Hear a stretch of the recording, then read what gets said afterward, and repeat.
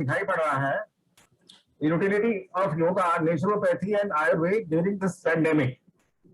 और मुख्य वक्ता जो है डॉक्टर सतीश तलेला जी हैं, जो हमारे विभाग के ही वरिष्ठ अधिकारी हैं और साथ साथ उन्होंने रिटायरमेंट के बाद जो है doctorate in naturopathy and doctorate in yoga, Ayurveda Ratna और भी तमाम डिग्रियां इन्होंने हासिल की हैं।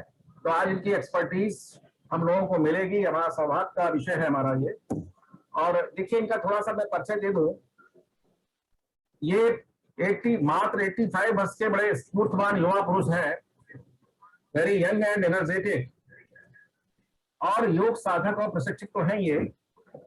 मेरी जब इनसे वार्तालाप हुई तो 1994 में जब ये सेवानिवृत्त हुए तो ये ढेरों बीमारियों, निराशाओं का बोझ लिए अपने जीवन के बारे में बहुत ही अनिश्चित दिशा की ओर बढ़ रहे थे। लेकिन ईश्वर को कुछ और ही मंजूर था और अचानक कुछ परिस्थितियां ऐसी प्रकट हुई कि इन्होंने योग व प्राकृतिक चिकित्सा में डॉक्टरेट एवं आयुर्वेद में आयुर्वेद रत्न की उपाधि प्राप्त की और लगातार 27 ईयर से ये योग की सेवा कर रहे हैं। अपना तो स्वास्थ्य अच्छा कर ही रहे हैं, साथ ही साथ जो है जनता का भी और सामान्य जन का भी स्वास्थ्य जो है ये उत्तम करने का प्रयास कर रहे हैं। इन्हें अनेकों सम्मान, पुरस्कार, प्रमाण पत्रों से भी सम्मानित किया गया है।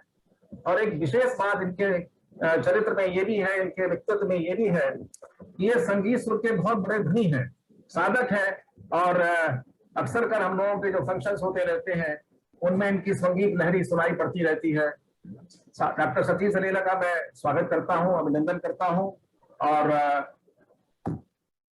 देखिए इसके पहले डॉक्टर सतीश तलेला स्टार्ट करें, इनका आज का विषय जो है पतंजलि योग सूत्र भी है और प्राकृतिक चिकित्सा है। उसका थोड़ा सा मैं परिचय दे दूं, उसके पहले मैं तलेला साहब को इन्वाइट करूंगा।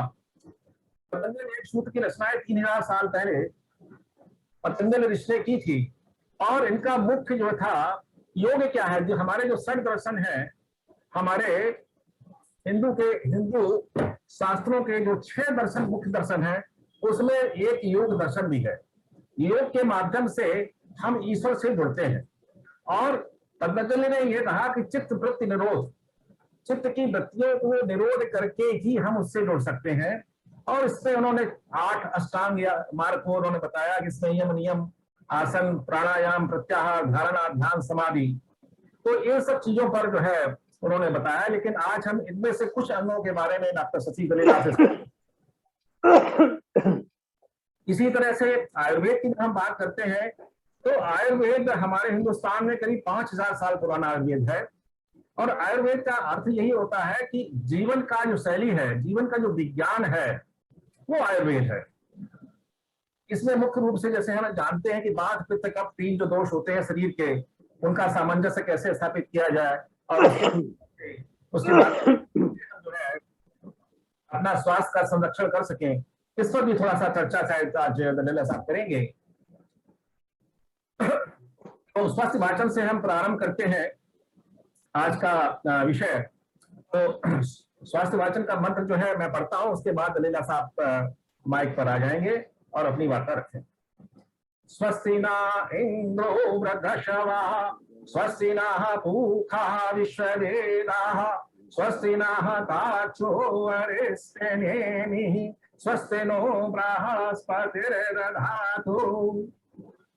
इसका अर्थ तो नीचे लिखा भी हुआ है कि सभी देव और केंद्र, पूखा देवता, अर्श और ये विश्वदेव, ये सभी हमारी रक्षा करें। हमारा जो आज का विषय है उस पर अपने आशीर्वाद बरसाएं। तो इसके बाद मैं तलेला साहब से कहूंगा कि वो अपना वार्ता स्टार्ट करें। तलेला साहब।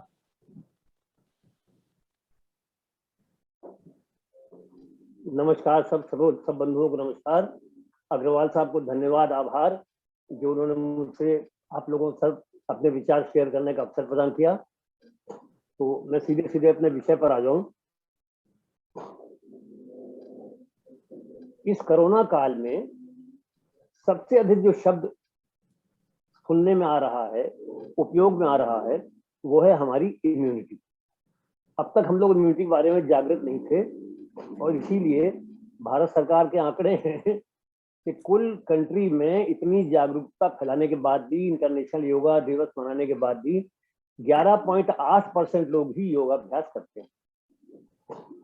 अब जब कोरोना काल में बड़े बड़े अस्पतालों के डॉक्टरों ने कहना प्रारंभ कर दिया कि योग करिए, काढ़ा पीजिए, आयुर्वेदिक दवाइयां खाइए, तब लोग जागृत हो रहे हैं। फिर भी मैं देख रहा हूँ कि फिर भी बहुत से लोग योगाभ्यास करने को राजी नहीं है। तो अग्रवाल साहब ने उसको 3 विषय दिए हैं, योग, आयुर्वेद और नेचुरोपैथी। तो मुख्य काम हमारा ये है, इस कोरोना, वैसे तो विज्ञान पूरा है, पतंजलि योग शास्त्र है, लेकिन हमारा उद्देश्य इस छोटी सी वार्ता में कि इनसे हम अपनी इम्यूनिटी को कैसे बढ़ाएं। तो इम्यूनिटी बढ़ाने के लिए योग में पहले आसन होते हैं, ज्यादा आसन करने की जरूरत नहीं बीमारी की अवस्था में, सिर्फ ताड़ासन कर लीजिए और गोमुख आसन कर लीजिए। ताड़ासन करने से मैं करके दिखाता हूँ, इस तरह से ताड़ासन होता है, खड़े होकर लंबे होकर के, तो ये लंग्स की क्षमता बढ़ती है। और गोमुख आसन ऐसे होता है, इस तरह से करके जब आपने किया तो लंग्स एक्सपेंड हो गए। अब इसमें गहरी सांस भरिए और धीरे धीरे निकालिए। कुंभक नहीं करना है, कुंभक क्योंकि ज्यादातर कोई ब्लड प्रेशर का मरीज है, कोई डायबिटीज का मरीज है, तो इसलिए इन सब चक्करों में कुंभक की कोई आवश्यकता नहीं। क्षमता बढ़ाने के लिए आप ऐसे गोमुख आसन में आइए। गोमुख आसन का ऊपरी भाग ये है, नीचे वाला भाग जो है वो घुटने पे घुटने रख के होता है, वो आप कर पाए तो ठीक, न कर पाए तो कुर्सी बैठ के। हमारा मतलब लंग्स को एक्सपेंड करने से। अब जब ये लंग्स एक्सपेंड हो गए तो गहरी भरिए, और जितनी देर भरा है उसके दुगने समय में धीरे धीरे धीरे करके निकाल। तो ये लंग्स की क्षमता आपने बढ़ा दी। इसके बाद बहुत सारी सीढ़ियां हैं योग की, आसन, प्राणायाम, प्रत्याहार, धारणा, ध्यान। तो उन सब सीढ़ियों में न जाकर के मैं सीधे सीधे आपको ध्यान पे लाता हूँ, क्योंकि मुझे याद है जब मैंने कार खरीदी थी 78 में, तो मैंने सोचा पे ड्राइवर रख लूँ, 1 महीने में सिखा देगा मुझको। तो मेरे एक मित्र बोले 1 महीना क्या होता है भाई, तुम्हें तो हम आज 1 घंटे में सिखा देंगे। तो ले गए मुझको क्लार्क अवध के सामने, लखनऊ में पोस्टेड था मैं, तो क्लार्क अवध के सामने गाड़ी खड़ी करके चलाइए। अरे हमका क्या यार, तुम यहाँ गाड़ी चलवा रहे हो हजरतगंज में? तो नहीं कुछ नहीं, चलाइए चलाइए। उन्होंने कहा हमसे नहीं चलेगी। तो फिर वो कैंट ले गए और वहां पर एक मैदान में उन्होंने हमको गाड़ी पकड़ा दी, लो चलाओ। न गियर बताया, न क्लच बताया, न ब्रेक बताया, कुछ नहीं बताया, कि बस ये देखो ये कर रहे तो स्कूटर चलाते ही हो तो चलाओ। और साहब ऐसी ही चली गाड़ी उसी दिन। फिर शाम को हम चौक और अमीनाबाद होते हुए गणेशगंज में अपने मकान में खुर्शीद बाग में खुद चलाते हुए, तो उसी विधि पर मैं आपको सीधे सीधे ध्यान में ले चलता हूँ। और ध्यान में ले जाना इसलिए आवश्यक है कि और चीजों से इम्यूनिटी को ऐसी चीज नहीं कि ओवरनाइट बढ़ जाए। उसके लिए पूरी जीवन शैली आधार होती है, हमारा पाचन संस्थान आधार होता है, हमारे कितनी क्रिया करते हैं, कितने प्रसन्न रहते हैं। तो प्रसन्न रहने के लिए हमको जो टीवी में और अखबार में विचार दिखाए जा रहे हैं हर वक्त, उनसे अपने को मुक्त करना है कि हम उसको देख भी लें और उससे प्रभावित भी न हो। तटस्थ रहना, तो ये तटस्थ रहने की जो कला है ये आपको ध्यान ही बता सकता है। अब ध्यान की परिभाषा क्या है? वेरी सिंपल ध्यान, थॉटलेस अवेयरनेस। जब मैं किसी से थॉटलेस अवेयरनेस की बात करता हूं तो लोग तुरंत कहते हैं साहब थॉटलेस, अरे ये तो बड़ा मुश्किल काम है। कहता हूं भाई मुश्किल नहीं है, आप थोड़ा सा मेरा बताया हुआ अभ्यास करिए और बहुत आसान है। क्योंकि जब तक हम विचारों में रहते हैं तब तो विचार तो या तो भूत के होते हैं या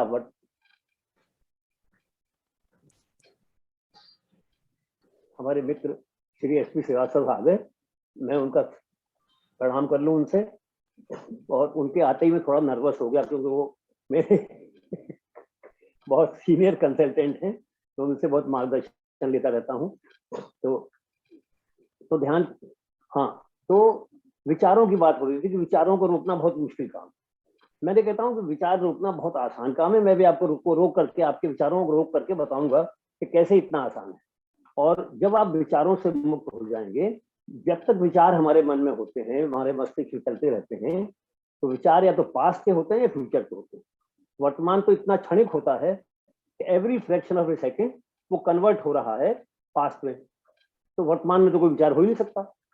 तो जैसे ही हम विचारों से मुक्त होते हैं, तैसे ही जो ब्रह्मांडीय शक्ति है, कॉस्मिक एनर्जी है, जिसको ईश्वर भी कहते हैं, प्रकृति है, उससे हम कनेक्ट होते हैं। तभी कनेक्ट हो सकते हैं जब हम निर्विचार हो जाएं। और निर्विचार में अभी आपको करा के प्रैक्टिकली करके बताऊंगा, थ्योरी कम पढ़ाऊंगा। थ्योरी भी इसमें बहुत सारी है, चक्रों का विज्ञान है, ग्लैंडुलर सिस्टम है, हार्मोन्स हैं, इन सब की थ्योरी में न ले जाकर के आपको सीधे सीधे ईश्वरीय शक्ति से कनेक्शन का अनुभव प्रदान करता हूँ। क्योंकि आपको जो लाभ होगा, जो इम्यूनिटी डेवलप होगी, वो जानकारी से नहीं होगी, वो अभ्यास से होगी। और मैं आपसे निवेदन करूंगा, जो मैं आपको अभ्यास सिखाऊं उसको आप करते रहें, तो आपकी इम्यूनिटी का लेवल हाई रहेगा। और हाई रहेगा तो कोई रोग, कोरोना भी नहीं आ पाएगा और कोई और भी रोग नहीं आ पाएगा। और जो आ गया है वो धीरे धीरे रिसीड कर जाएगा। क्योंकि बीमारी का नाम है अंग्रेजी में डिजीज, यानी डिस ईज। आपकी ईज जो प्रकृति ने हमारे शरीर में, प्रकृति ने जो संतुलन हमारे शरीर में बना के भेजा है, वो हमने विचारों से, आहार से डिस्टर्ब कर दिया। अब उस डिस्टर्बेंस को हम जब कॉस्मिक एनर्जी से जैसे ही कनेक्ट होंगे, तो वो हमको रिस्टोर हो जाएगा। और रिस्टोर होकर के धीरे धीरे उस संतुलन में आते से बीमारियां भी ड्रॉप आउट हो जाएंगी। इसीलिए गीता में लिखा हुआ है, युक्ताहार विहारस्य युक्त चेष्टस्य कर्मसु युक्त स्वप्न बोधस योगो भक्ति दुखा। योग आपके दुख तभी हरण करेगा जब आपका आहार भी युक्त हो, युक्त आहार विहार, मनोरंजन भी हो। तो मनोरंजन होगा तभी जब आपका मन आनंदित होगा, शांत होगा। वरना आप चिंता करते रहेंगे इधर की उधर की, तो मनोरंजन का तो कोई बात नहीं। कहते हैं ना, मन चंगा तो कटौती में गंगा। तो मन चंगा रखने के लिए योग जो है तत्काल, आहार तो आपको जब डाइजेशन ठीक होगा और परिस्थितियां ठीक होंगी तब आपको इम्यूनिटी की तरफ करेगा। लेकिन जैसे ही कॉस्मिक एनर्जी से आप कनेक्ट होंगे, तो अब इसमें क्या है कि हमें स्वस्थ रहने के लिए 4 हार्मोन चाहिए होते हैं।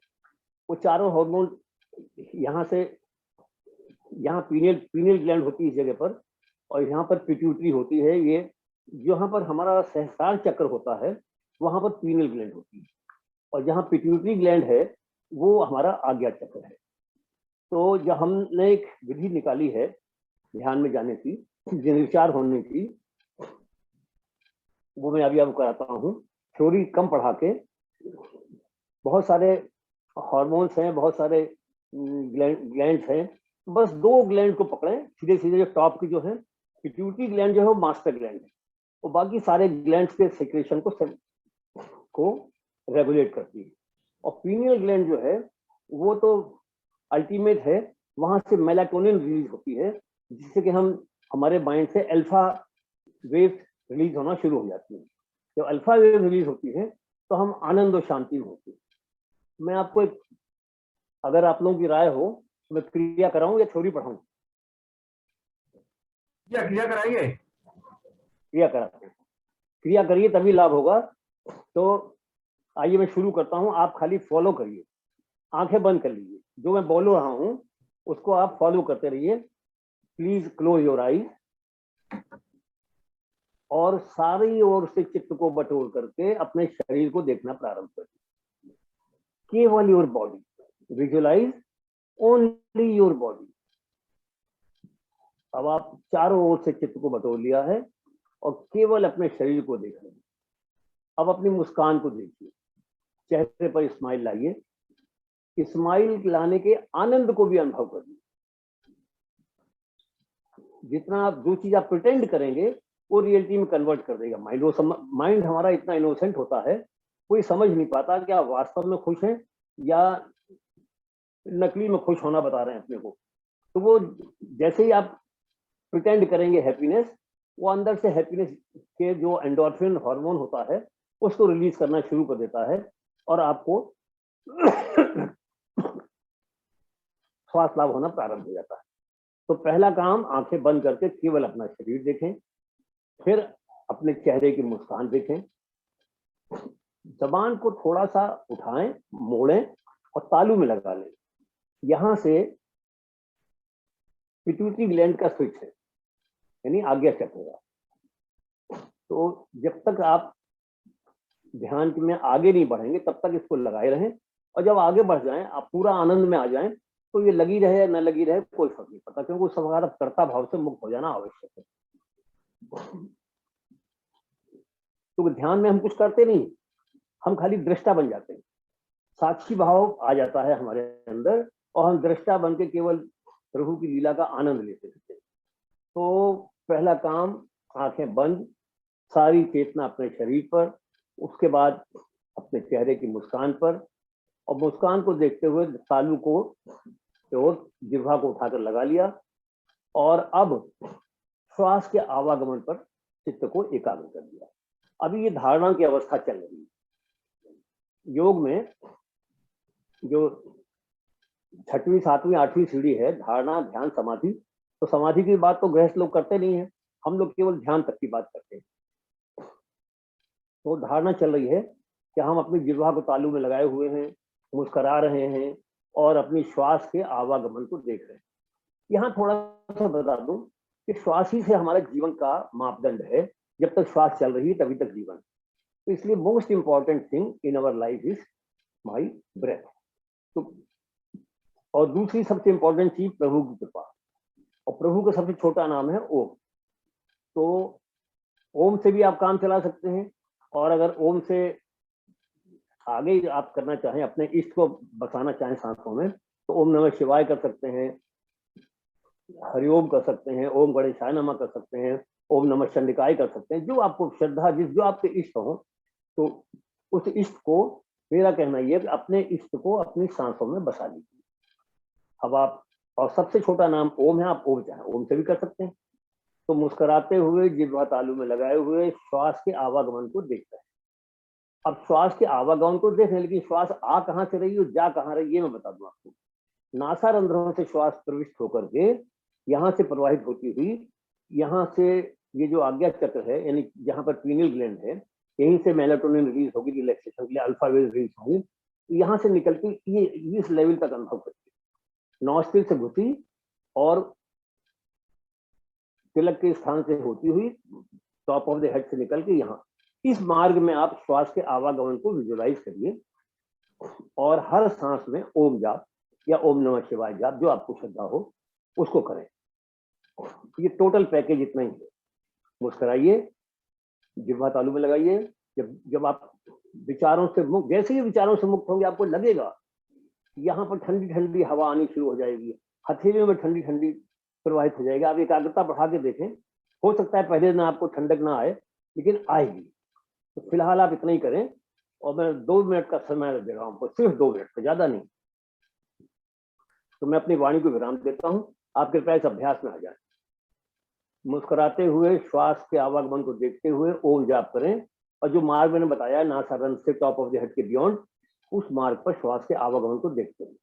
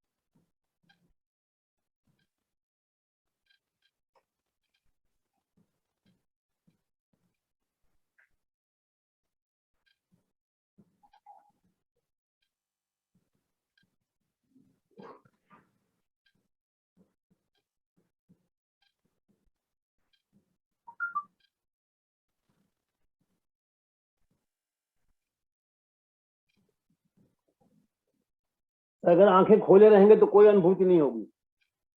अनुभूति तभी होगी जब आप आंखें बंद करके आउटर वर्ल्ड से अपने कट ऑफ करेंगे, और मन में भाव करेंगे कि मुझे शून्य में जाना है।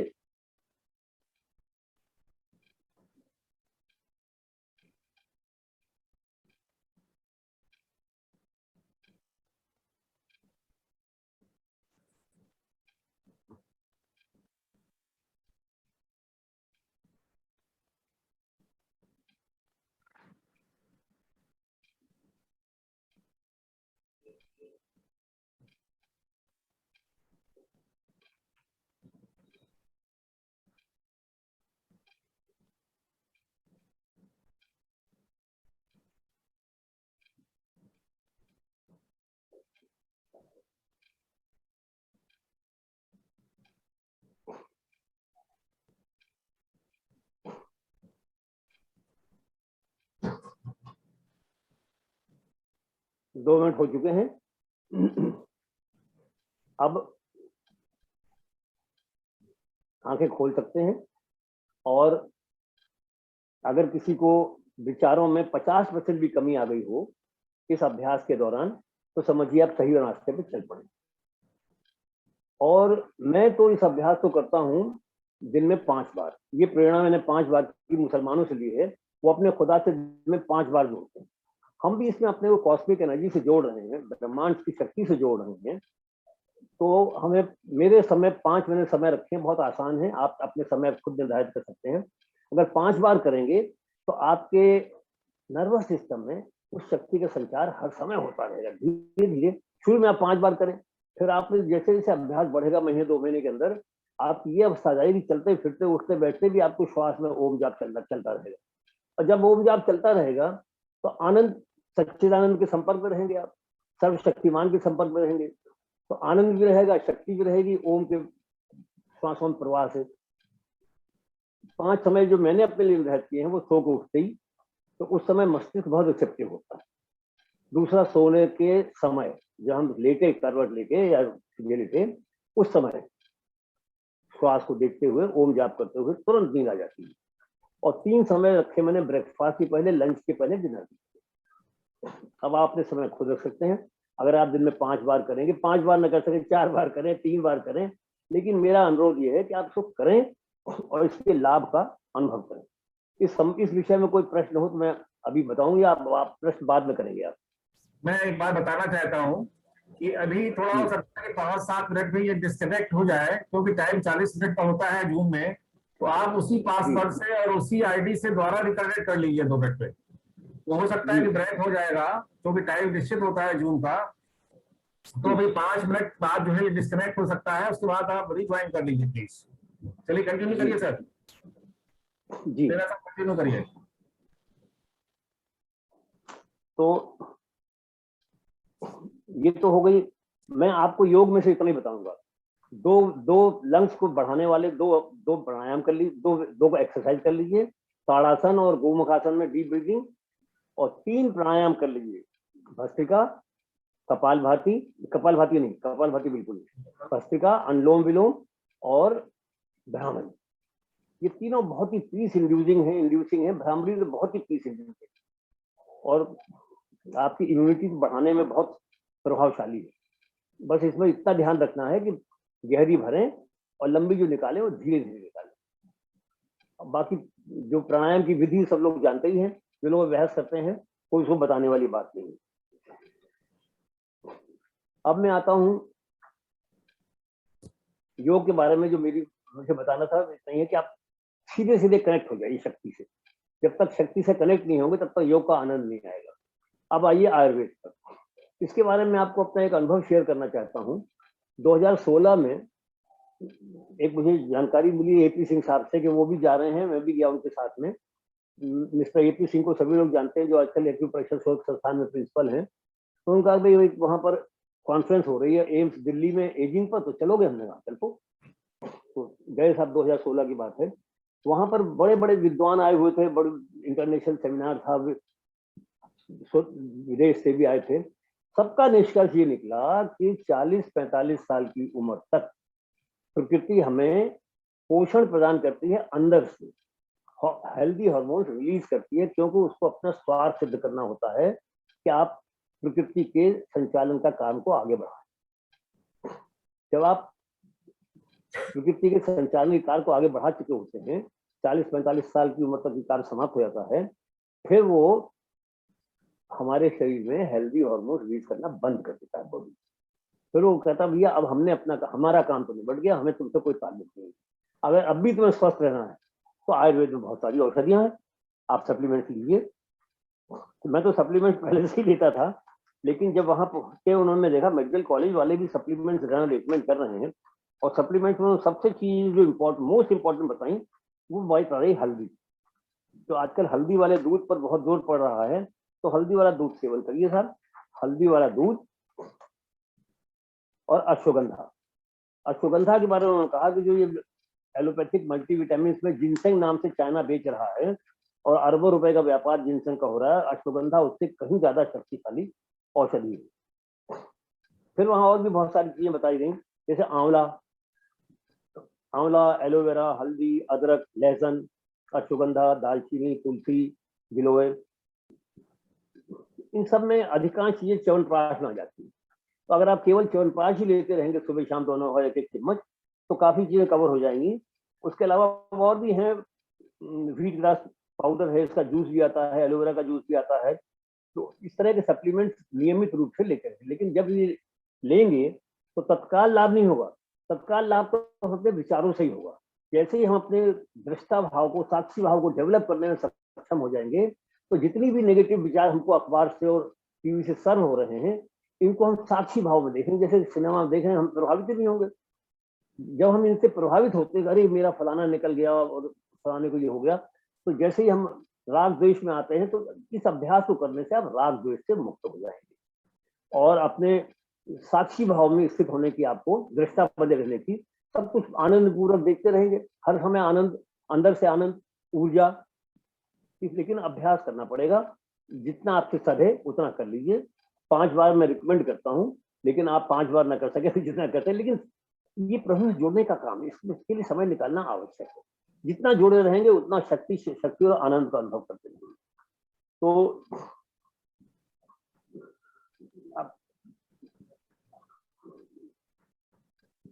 अब समय तो बहुत कम रह गया है, मैं नेचुरोपैथी पे आ जाता हूँ।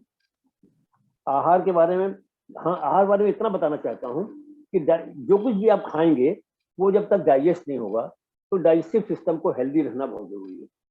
इसके लिए आप चाहें, मेरी सर्विसेज 24 घंटे उपलब्ध हैं। लोग मुझसे पूछते हैं साहब को मैं कब फोन करूं, तो भैया 24x7 है, फ्री सेवा है, आप चाहें जब करें। बहुत से लोग यही तो हुआ, भैया मैं अभी बिजी हूँ, आपको थोड़ी देर में कॉल कर लूंगा, तो कॉल कर लूंगा, आप जब चाहें। तो या दूसरा सबसे अच्छा विकल्प जो आजकल भारत यूपी गवर्नमेंट ने प्रस्तुत कर दिया है, आप मोबाइल में जाइए और लिखिए निकटतम राजकीय आयुर्वेदिक चिकित्सालय। यहाँ बड़े योग्य डॉक्टर बैठे हुए हैं और सब फ्री सेवा कर रहे हैं, दवाई भी फ्री दे रहे हैं, परामर्श भी फ्री दे रहे हैं। आप किसी वैद्य को ढूंढेंगे तो वो वैद्य तो अपनी दवाएं बेचेगा, प्राइवेट कंपनी में दवाएं देगा आपको, वो कमीशन का बात आजकल खेल बहुत चल रहा है। तो आप राजकीय औषधि नियरेस्ट हर शहर में है, आपको न मिले मुझे बता दीजिए, मैं आपको बता दूंगा। देखिए ये राजकीय और आयुर्वेदिक चिकित्सालय है, यहाँ आपको कॉम्पिटेंट वैद्य बैठा हुआ है। आपको डाइजेस्टिव सिस्टम में या लंग्स में कहीं भी कोई दिक्कत है, उसको आप कर लें। अब आइए नेचुरोपैथी पर। नेचुरोपैथी की 3 प्रक्रिया आपके लिए बहुत आवश्यक है। एक तो भाप लेना, सब जान गए आजकल, लेकिन भाप लेने में मैं आपको ये बताना चाहता हूं कि भाप को अधिकांश लोग क्या करते हैं कि तो ऐसे भाप के ऊपर झुक जाते हैं, तौलिया लगा लेते हैं, इससे लंग्स एक्सपेंड नहीं होते। मैं जैसे